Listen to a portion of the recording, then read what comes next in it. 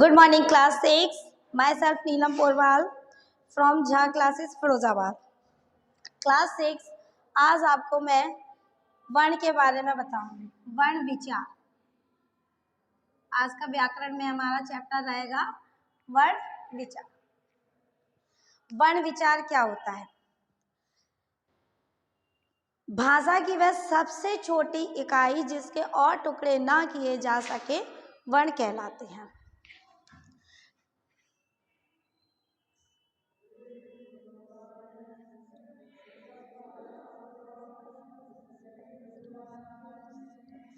भाषा की वह सबसे छोटी, पहले मैं इसकी डेफिनेशन लिखती हूँ, उसी के बेस पे आपको सुनाती हूँ. भाषा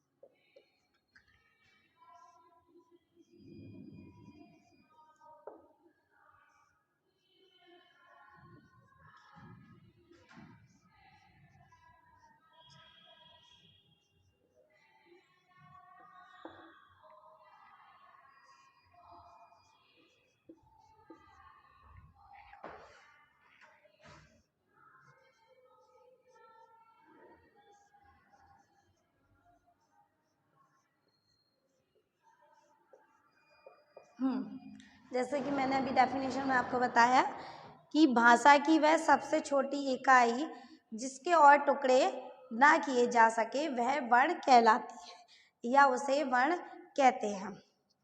जैसे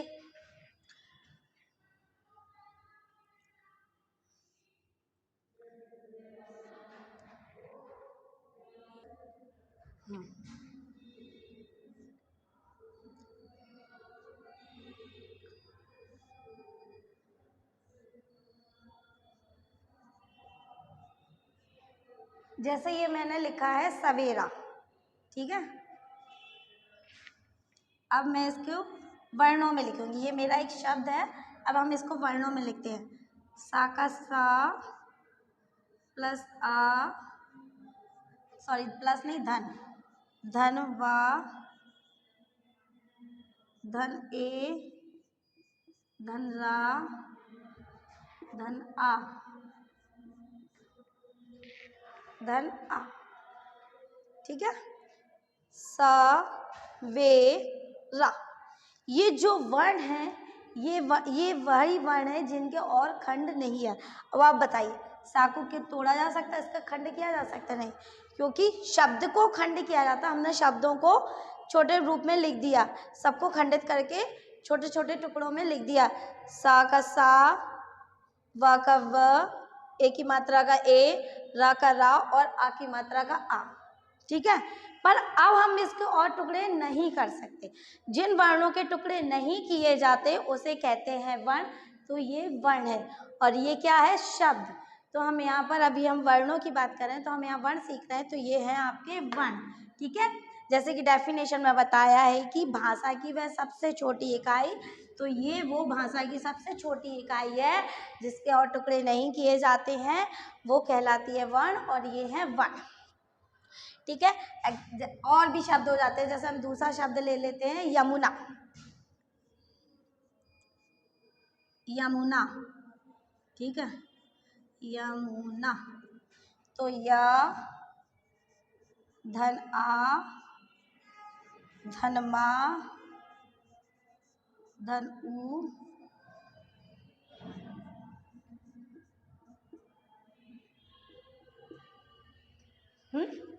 देख लीजिए, ये है यमुना का कर दिया मैंने.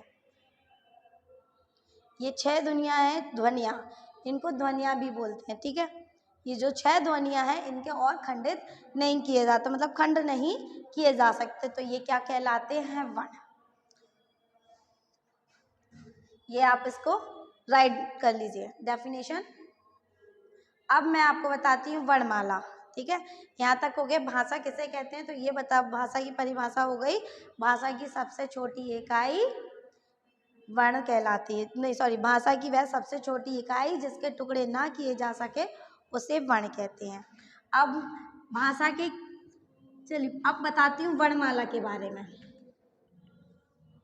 वर्ण हो गई, अब वर्णमाला, ये हो गए आपके वर्ण। अब वर्णमाला, वर्णमाला,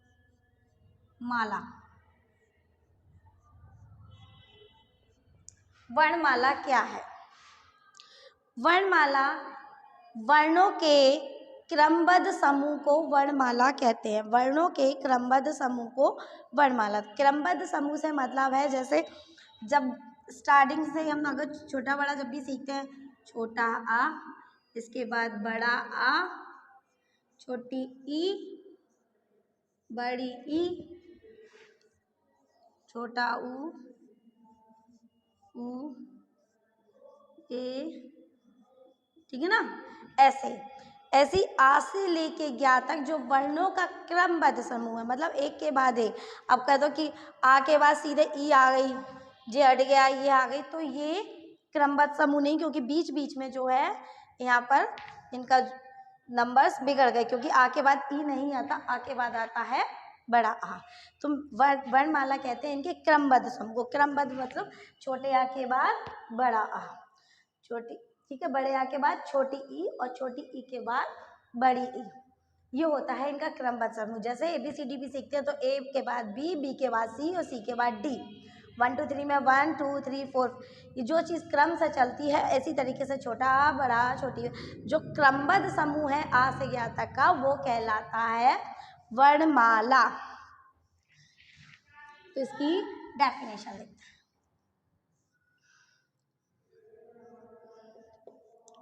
वर्णों के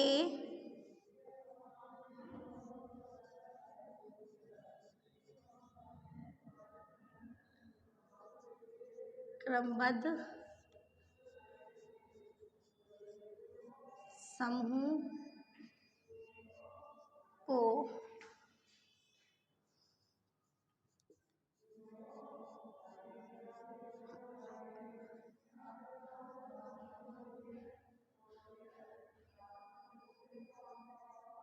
कहते हैं। ठीक है, ये हो जाएगी इसकी डेफिनेशन। वर्णों के क्रमबद्ध समूह को वर्णमाला कहते हैं। अब वर्णों के दो भेद होते हैं, वर्णों के दो भेद होते हैं। वो दो भेद, एक होते हैं स्वर, दूसरा होता है व्यंजन। वर्ण के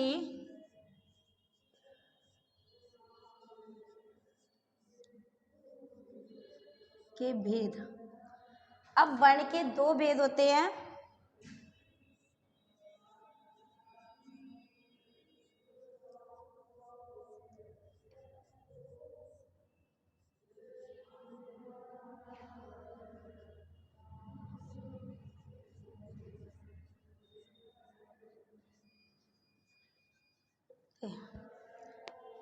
एक है स्वर,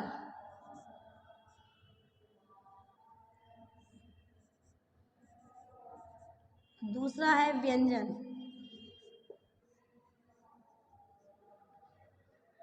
एक है स्वर और दूसरा है व्यंजन। अब सबसे पहले बताती हूँ स्वर के बारे में।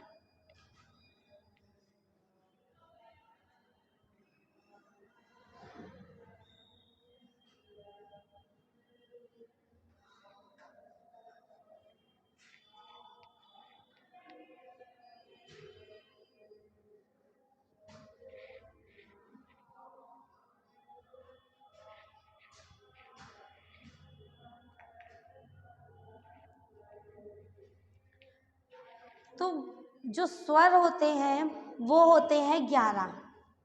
हिंदी वर्णमाला में स्वर की संख्या होती है 11।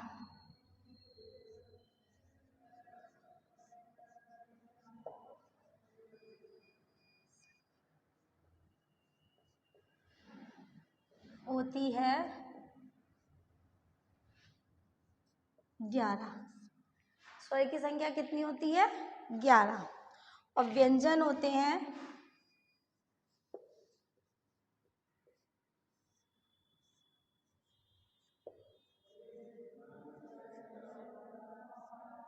संख्या में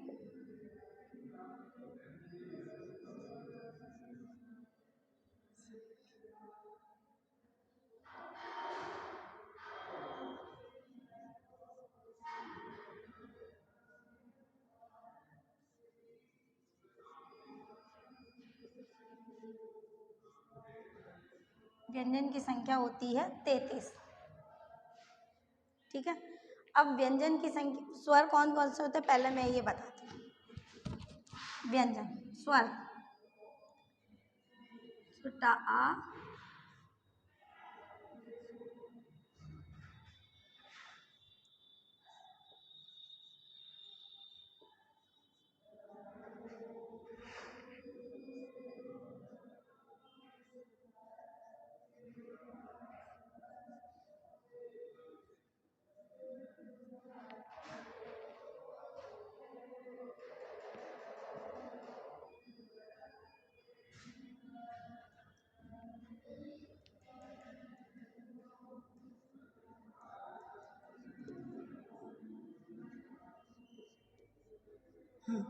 ये होगा हमारे व्यंजन स्वर। ये होगा हमारे स्वर 1 2 3 4 5 6 7 8 9 10 11।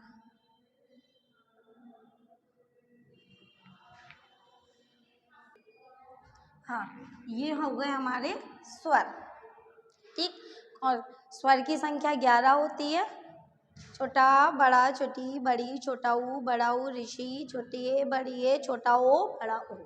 ये 11 हमारे क्या हो गए? स्वर। स्वर की संख्या कितनी होती है? 11 होती है। अब बताया था मैंने आपको व्यंजन। व्यंजन की संख्या होती है 33। ठीक है। पहले स्वर अच्छे से देख लीजिए, छोटे आ से लेके ओ तक, जितने बड़े ओ तक जो भी होता है वो होते हैं हमारे स्वर। अब आते हैं व्यंजन। पहले मैं स्वर का ही बताती हूँ आपको। अच्छा, स्वर की संख्या तो मैंने बता दी, अब बताती हूँ स्वर किसे कहते हैं। स्वर किसे कहते हैं, स्वर की परिभाषा बताती हूँ। जिन वर्णों के उच्चारण में किसी अन्य वर्ण की सहायता नहीं ली जाती हो। समझ में आया? जिन वर्णों के उच्चारण में किसी अन्य वर्ण की सहायता ना ली जाती हो वो वर्ण कहलाते हैं स्वर। ठीक है। जैसे आ हम बोलते हैं तो आ में सहायता नहीं ली जाती किसी की भी। हाँ, स्वर वे होते हैं जिसमें अन्य किसी वर्णों की सहायता नहीं ली जाती है। स्वर की परिभाषा यहाँ लिखवा देती हूँ।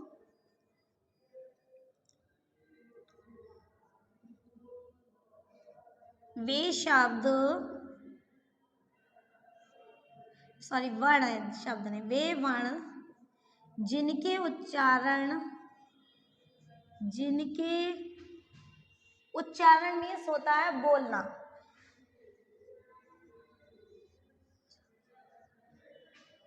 किसी अन्य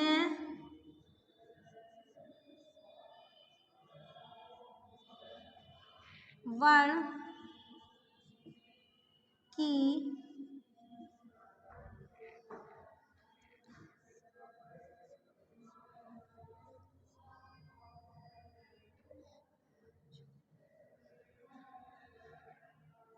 वे वर्ण जिनकी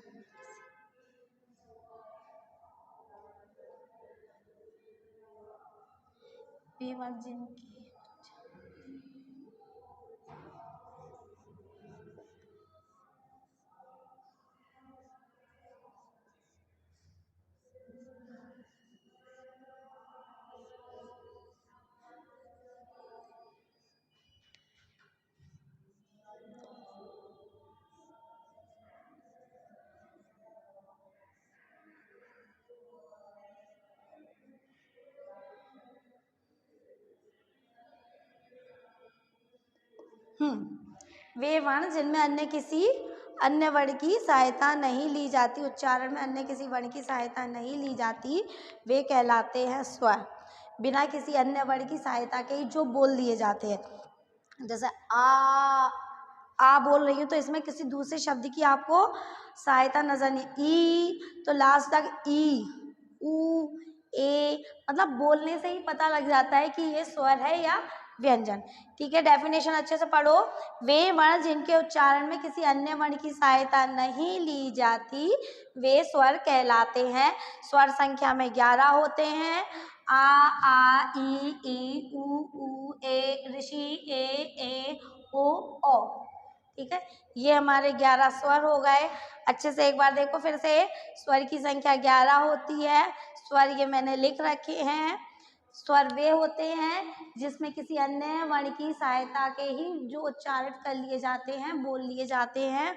ठीक है, अब मैं इसके बाद आपको व्याकरण वो व्यंजन बताते हैं। व्यंजन वे होते हैं जिनके उच्चारण में स्वर की सहायता ली जाती है। ठीक है ना, जैसे कि स्वर में किसी वर्ण की सहायता नहीं ली जाती, पर जो व्यंजन होते हैं वो स्वर की सहायता से ही बोले जाते हैं, उच्चारित किए जाते हैं, वो बिना स्वर के नहीं बोले जाते। जैसे कि मैंने व्यंजन करा रही थी, व्यंजन व्यंजन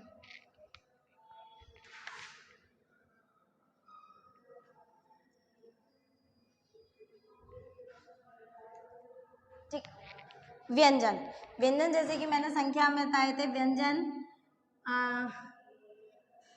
व्यंजन की संख्या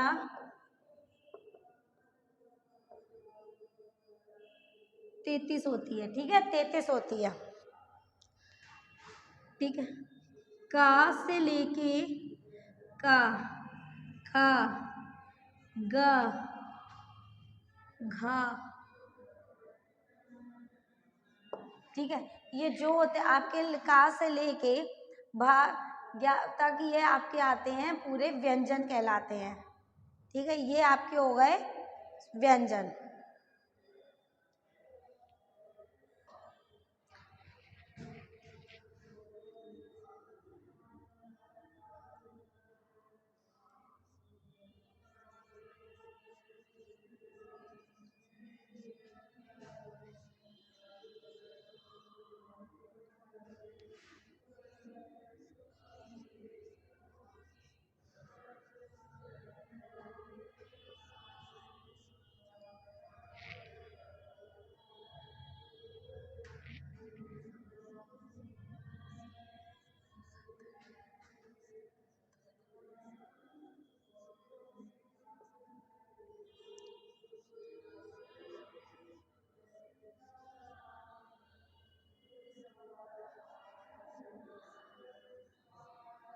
ये है हमारे व्यंजन।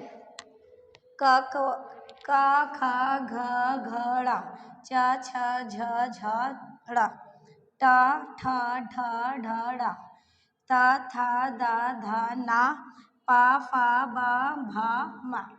ये आपके 33, 1 2 3 4 5 6 7 8 9 10 11 12 13 14 15 16 17 18 19 20 21 22 23 24 25।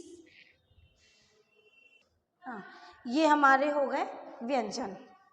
ठीक है, अब ये जो व्यंजन होते हैं जब हम इनका उच्चारण करते हैं, जब इन व्यंजनों का हम उच्चारण करते हैं तो इन व्यंजनों के उच्चारण में स्वर की सहायता ली जाती है।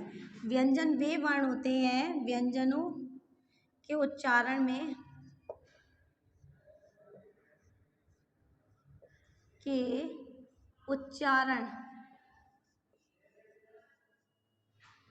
में स्वर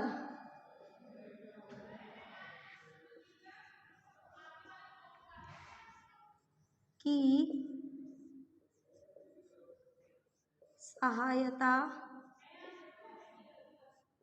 ली जाती है। जब व्यंजन वर्ण होते हैं इनके उच्चारण में स्वर की सहायता ली जाती है। जैसे हमने अभी बोलते हैं का, जब का को हम बोलेंगे तो का के साथ आता है आ, मा, पा, मात्रा लगती ई, अगर की बोलेंगे तो की में किसकी आ रही, स्वर, स्वर क्या था, ई स्वर था, ई, ठीक है। माँ पे ई की मात्रा, माँ पे अगर ई की मात्रा लगी होगी तो बोला मी, तो इसमें भी स्वर की सहायता ली जा रही है। तो जो व्यंजन होते हैं उनके उच्चारण में स्वर की सहायता ली जाती है, यानी व्यंजनों का उच्चारण बगैर स्वर की सहायता से नहीं की जा सकती। और स्वर जो होते हैं उसमें किसी की सहायता नहीं जाती, स्वर अपने आप ही उच्चारित कर लिए जाते हैं, उनमें व्यंजन की सहायता नहीं पड़ती। जो व्यंजन होते हैं उनमें स्वर की सहायता। हाँ, जैसे कि ये व्यंजन के बारे में मैंने आपको बताया, स्वर के उच्चारण में जैसे हम का बोलेंगे, का, तो का में आ की आवाज़ आ रही है, का, मा, पा, इनमें उच्चारण में आ की आवाज़ आ रही है, यानी स्वर का सहयोग लिया जा रहा है। अच्छा, अब आपको ज़रा स्वर के बारे में बताती हूँ, स्वर की मात्राओं के बारे में। जितने भी ये स्वर होते हैं उन सबकी अपनी अपनी एक मात्राएं होती हैं, बताती हूँ स्वर की मात्राएं। यहाँ तक आपका हो गया होगा, अच्छे से समझ में आ गया होगा। देखो स्वर की मात्राएं,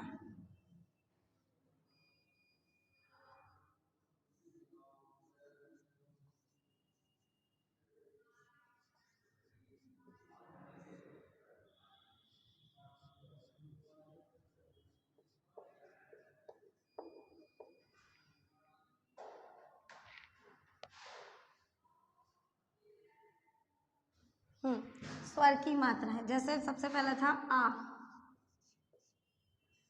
ई, बड़ी, छोटा ऊ, बड़ा ऊ,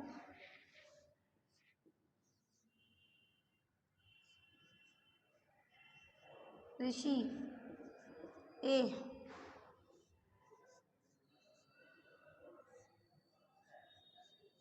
ओ। ये स्वर हैं, इनकी अब मात्राएं बताते हैं। छोटा आ, छोटा आ की मात्रा नहीं होती। अब इसकी मात्रा,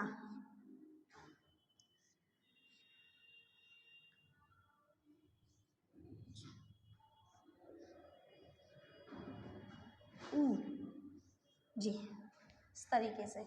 बड़े ऊ की इधर, शी की ऐसे, एक की ए, छोटी ए की, बड़ी ए की ऐसे,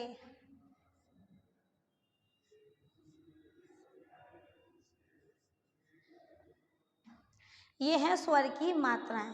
इन स्वर वर्णों का जो उच्चारण के साथ साथ सहयोग तो लिया ही जाता है, इनकी जो मात्राएं होती हैं उनका भी प्रयोग किया जाता है। जब वर्णों को व्यंजनों के साथ मिलाकर लिखा जाता है, जब स्वरों को व्यंजनों के साथ मिलाकर लिखा जाता है, तभी अपने मूल रूप में प्रयोग नहीं होती हैं। तो ये मूल रूप में प्रयोग नहीं होती। मूल रूप जैसे अभी बोला, जैसे जिनके मूल रूप ये हैं, नहीं, तब ये मात्राओं के रूप में प्रयोग होती हैं। जब स्वरों को व्यंजन के साथ मिलाकर लिखा जाता है तो ये मूल रूप में प्रयोग ना होकर इनका स्वरूप बदल जाता है। स्वरूप बदल जाता है और कौन से रूप में आते हैं ये चिन्ह, इन्हें मात्राओं के रूप में इनका प्रयोग किया जाता है। स्वरों के ये चिन्ह मात्रा कहलाते हैं। छोटे आ को छोड़कर शेष सभी स्वर जो होते हैं वो मात्राओं के रूप में होते हैं। जैसे छोटे आ की तो मात्रा नहीं है, ये सब वर्ण व्यंजनों के उच्चारण के सहयोग करता है। जैसे मैंने बोला भी का में हम जब का उच्चारण करते हैं तो उसमें आ, माँ के साथ भी आ की ध्वनि निकल रही है, पा के साथ भी आ की ध्वनि निकल रही है। तो छोटा आ होता है वो सभी के साथ क्या करता है, व्यंजनों के साथ उसका सहयोग करता है उनके उच्चारण में। और बाकी जितने स्वर होते हैं उनकी अपनी अपनी मात्राएं होती हैं। बड़े आ की ये है, छोटी ई, बड़ी, छोटा ऊ, बड़ा ऊ, ऋषि, छोटी ए, बड़ी ए, छोटा ओ और बड़ ओ, ठीक है। इन सब की मात्रा होती है और छोटा आ जो होता है वो व्यंजन के उच्चारण में सहयोग देता है। ये अच्छे से फाइंड आउट कर ले, एक्सरसाइज का स्क्रीनशॉट ले लें आप। नेक्स्ट अब मैं आपको बता देती हूँ जो स्वर के जो भेद थे वो मैंने आपको बता दिए थे। वर्णमाला बता दी थी, वर्णमाला में 52 अक्षर होते हैं और वर्णमाला उसे कहते हैं, वर्णों के क्रमबद्ध समूह को वर्णमाला कहते हैं। क्रमबद्ध समूह यानी क्रम से लिखना। आ, बड़ा, छोटी, बड़ी, ये क्रमबद्ध जो समूह होता है आ से ज्ञा तक का, वो आपका वर्णमाला कहलाता है। और आपको चैप्टर अच्छे से समझ में आ गया होगा, ठीक है। ठीक है, आज के लिए बस इतना ही। Have a nice day.